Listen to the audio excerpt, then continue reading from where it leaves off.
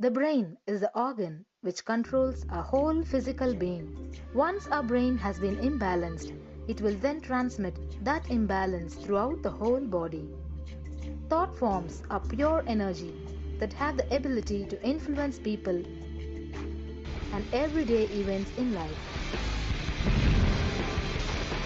According to science, our brains generate an electromagnetic field which may be measured by such instruments as an encephalograph. This electromagnetic field is generated by the brain every time we think, and as our mind is never still, we may be compared to perpetual power generators. Fear produces nervous disorders. Anger produces headaches and violence. Confused thoughts produce congestion and ill health.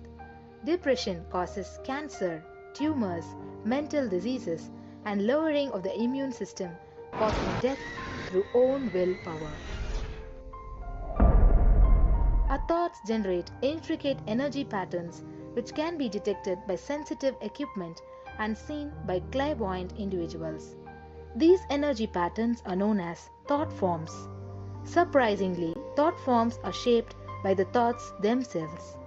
Each of us creates hundreds of thought forms every hour and release them into the environment.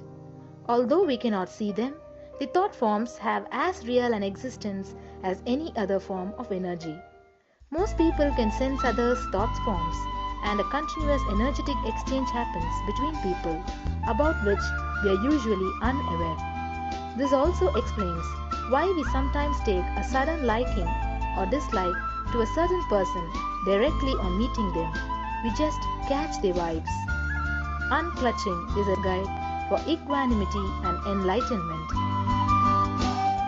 Thoughts are like bubbles in a fish tank. Just as bubbles in a fish tank rise from the bottom, our thoughts also rise in the same manner. When one bubble comes and reaches the surface of the water, the next bubble starts and the third bubble starts. Because the bubbles are rising at high speed, they look like a continuous stream. But our mind is not a continuous stream. There is always a gap between two thoughts. Like the bubbles, we also experience a neutral space between two thoughts. This neutral space between two thoughts is our original state, the pure silence. It is a state of pure consciousness, the state of God.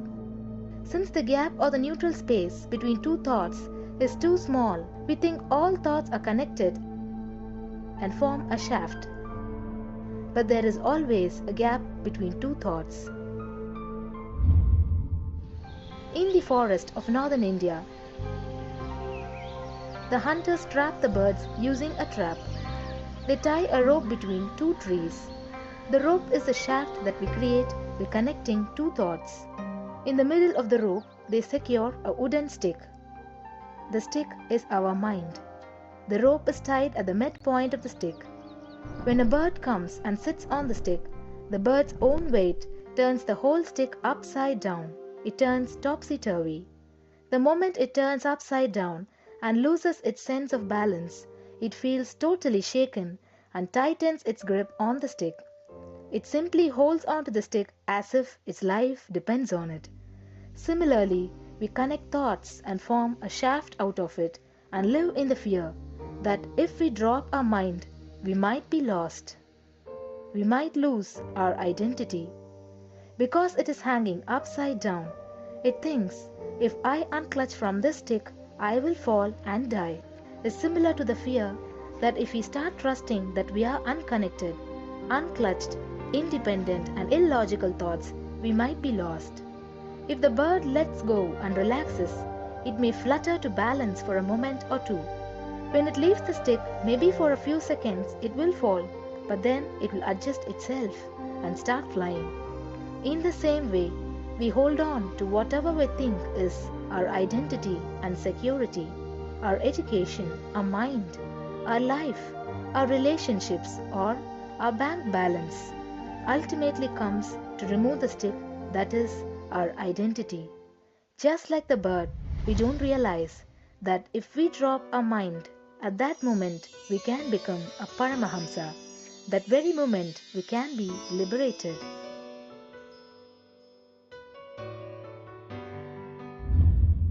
In Mundaka Upanishad, there is a story which explains, there is a huge tall tree, and in the tallest branch of the tree, there is a golden bird sitting unclutched from everything in bliss, like Dakshinamurti.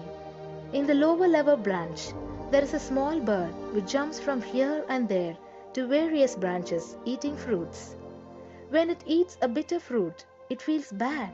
Whenever she eats the bitter fruit, she sees the bird which is looking above silently like Dakshinamurti and feels why I should not be like that bird.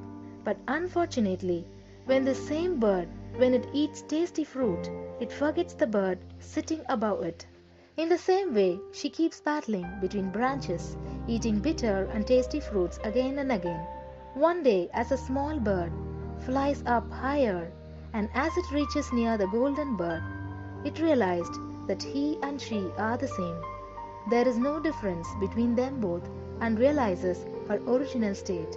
The small bird realizes that she also can be in the same state of the golden bird and become a Paramahamsa. This moment, trust yourself. Don't bother about losing your identity.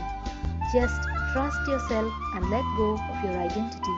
You will immediately become a Paramahamsa and be liberated.